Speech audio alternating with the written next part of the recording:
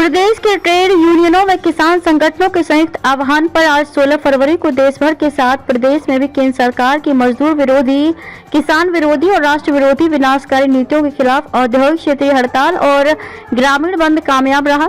संगठनों ने एक विज्ञप्ति के जरिए ये जानकारी देते बताया कि इस हड़ताल के चलते मध्य प्रदेश में कोयलांचल, सीमेंट, मैंगनीज खदान, भेल समेत सार्वजनिक उद्योग, बीएसएनएल, मंडीदीप, इंदौर, पीथमपुर, मालनपुर, गोविंदपुरा समेत औद्योगिक क्षेत्रों के श्रमिक, निर्माण श्रमिक, ट्रांसपोर्ट श्रमिक, अन्य असंगठित श्रमिक, आंगनवाड़ी, आशा कर्मी समेत लाखों श्रमिक हड़ताल पर रहे। पाथाखेड़ा, सिंगरौली, पाली, जोहिला, सुहागपुर, पेंच, कन्हान, कोतमा, हसदेव, अनूपपुर आदि में स्थित कोयला खदानों में कामकाज ठप रहा। बालाघाट में मैंगनीज खदान में भी हड़ताल 100% रहा। एनएफएल गुना के ठेका कर्मी हड़ताल पर रहे। संहिता की धारा 106 के भाग 1 और 2 को समाप्त करने की मांग की गई। संयुक्त किसान मोर्चा के नेतृत्व में ग्रामीण बंद व्यापक रूप से प्रभाव पड़ा है।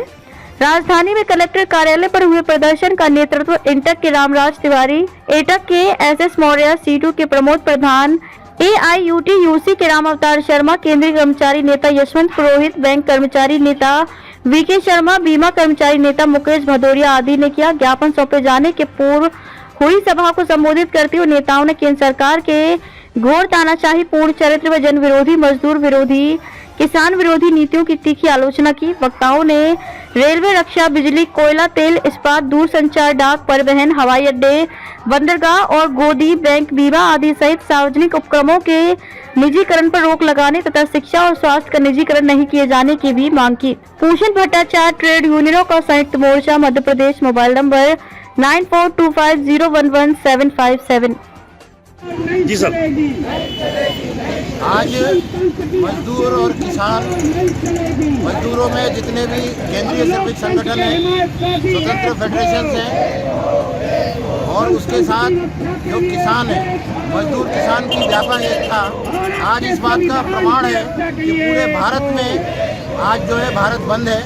किसान हर जगह अपने आंदोलन को लेके, अपनी मांगों को लेके हैं। मजदूर अपनी मांगों को लेकर के पिछले कई समय से श्रम संहिताएं लगाई गई थी, उनको हटाने की मांग को लेकर सरकार के द्वारा जो पैसा बांटा जा रहा है, अनाप शनाप के रूप में कर्जा लेकर बांटा जा रहा है। हम कहते हैं श्रमिकों को, जो हमारे 60 साल से ऊपर के श्रमिक हो जाते हैं काम करते हुए असंगठित क्षेत्र के, उनको 10,000 की पेंशन दी जाए।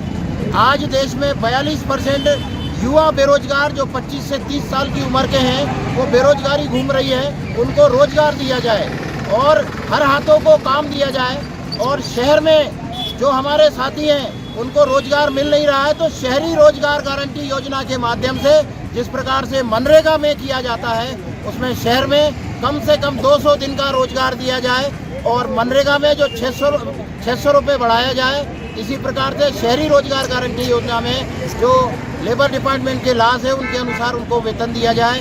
ये हमारी आज की मांग है। हम देख रहे हैं देश के अंदर, अभी कल हमने देखा कि ये भ्रष्ट सरकार का चेहरा उजागर हुआ है, जब सुप्रीम कोर्ट ने ये कहा कि ये जो तुमने पैसा चंदा कलेक्ट करके जो जनता का पैसा है, जो लूट के अपनी तिजोरियां और अपने लिए फूल लुटाने में एक सभाओं में खर्च कर रहे हो, ये पैसा पूंजीपतियों के द्वारा बटोरा गया, इलेक्टोरल बॉन्ड के द्वारा पैसा है।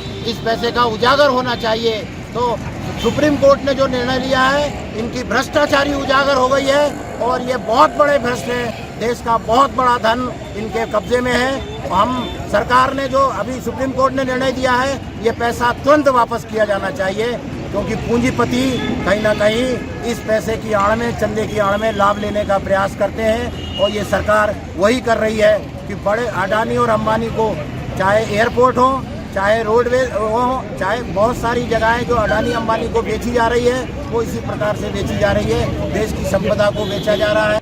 भाजपा की केंद्र सरकार की जन विरोधी आर्थिक नीतियों के खिलाफ आज सारे देश के श्रमिक संगठनों ने, किसानों के संगठन ने देशव्यापी हड़ताल और विरोध दिवस का आह्वान किया है।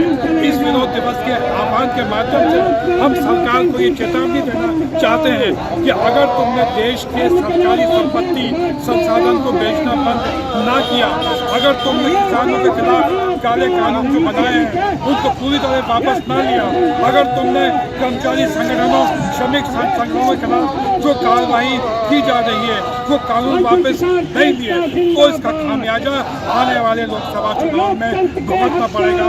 अपने वोट की ताकत से इस सरकार का बदला लेने के लिए हम सब लोग मैदान में